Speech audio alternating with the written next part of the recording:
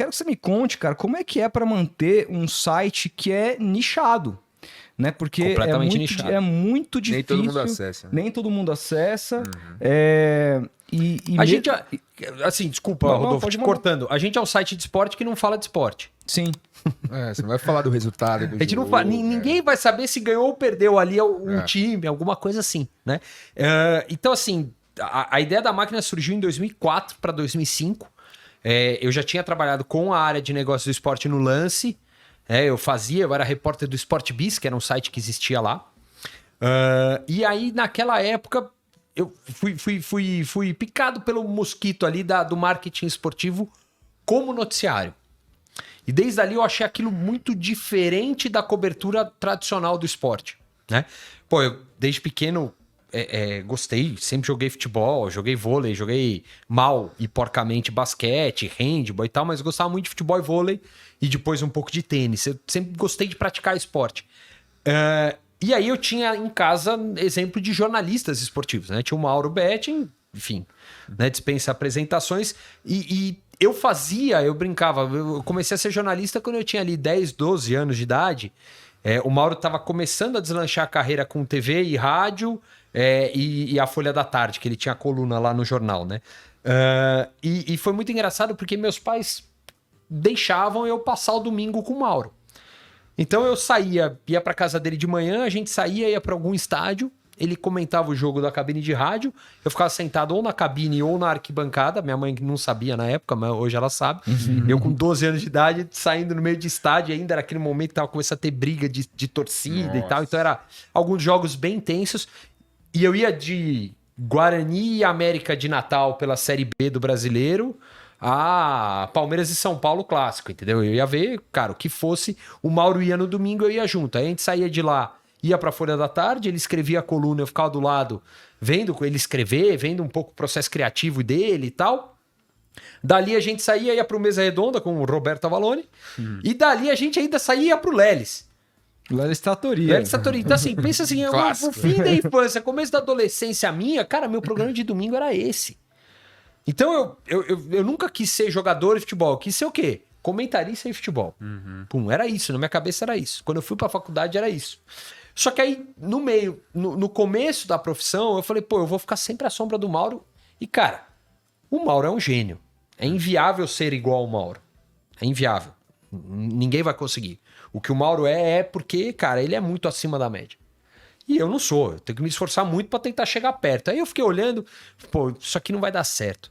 E aí, no Lance, na Copa de 2002 que eu queria ir, eu saí da Folha de São Paulo pro Lance para tentar virar jornalista, falar, vou cobrir a Copa do Mundo em 2002, era meu objetivo, 21 anos de idade.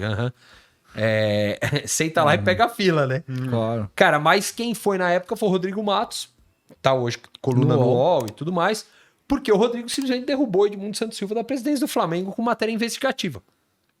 Eu falei, e eu queria trabalhar com jornal, né? Eu não queria ainda TV, rádio, essas coisas nem passaram na minha cabeça. E eu falei, eu preciso começar a apurar outras coisas. E dali eu caí no marketing esportivo, né? Caí na gestão do esporte. Fui fazer um curso logo que terminou a Copa. Eu comecei um curso que existia ali de curta duração, 100 e poucas horas de aula, tal, com o Brunoro e a Faculdade de Trevisan. E comecei a me especializar nessa área. E aí eu comecei a ver que ninguém fazia jornalismo para falar de quem investia no esporte. E eu falei, aqui tem um negócio que eu gosto muito e que, cara, é importante pra caramba. E aí em 2002, 2003, 2004, no começo de 2004 eu fiquei no Lance trabalhando com isso e com todas as outras 800 coisas que o Lance me já passava. tinha referências lá fora de gente que fazia Cara, isso? tinha alguns sites que já faziam. Então tinha o Sport Business Journal nos Estados Unidos, mas, cara, lá não dá, né? Comparar qualquer coisa com o mercado americano, quando a gente fala de marketing e negócios do esporte, não tem nem graça, assim. Sim. Eles faziam o que eles fazem até hoje. Cara, um site que fala da indústria. Por quê? Porque existe indústria lá. Cara, aqui, né? E lá, quem financia os caras são as agências de marketing, né? Que existem. São os clubes, né? O que tem de anúncio de clube. Eu lembro até hoje, o Sport Business Journal, em 2012, teve uma edição que era 100 anos do Fenway Park, do estádio. Cara, todas as arenas fizeram um anúncio na reportagem especial, um caderno especial que eles fizeram sobre o Fenway Park. E eu fiquei olhando aquilo e falei assim, cara, quando a gente vai ter no Brasil uma indústria que entende a importância de valorizar, primeiro, o estádio concorrente. Aí imagina assim, o Allianz Parque dando parabéns pro Neoquímica Arena. Era basicamente isso que os caras estavam fazendo, né? E ali você via que tinha uma indústria. Então, assim, tinham vários veículos no exterior, todos eles fechados para assinante. Isso a gente tá falando em 2002, 20 anos atrás. E que aqui, cara, era inviável. E a proposta do lance com o Sportbiz era essa, era fazer um site fechado, e eu não concordava. Aí era um pouco do meu mosquito de querer empreender, né? Eu olhava e falava, cara, não tem sentido fechar um site. Você não paga pra ler a Folha de São Paulo, você vai pagar pra ler um site fechado de negócios do esporte. Então eu não via sentido naquilo. E aí em 2004 eu resolvi sair do lance.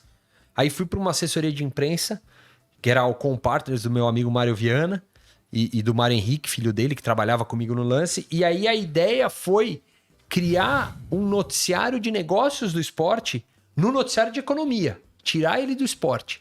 E o cliente era o Clube dos 13. O hoje extinto Clube dos 13. Então, lá eu primeiro fui entender um pouco o outro lado do negócio. Como é que era a discussão de uma divisão de cota de TV no Clube dos 13? Eu passei a entender isso. Passei a entender um pouco o jogo político que cerca todo esse ambiente, né? E, ao mesmo tempo, fui perceber que nenhum jornalista sabia falar de negócio do esporte. Porque vários releases que eu mandava, e a gente às vezes privilegiava. Pô, vamos passar exclusivo para a Gazeta Mercantil, ou para o Meio Mensagem, ou para o Valor Econômico.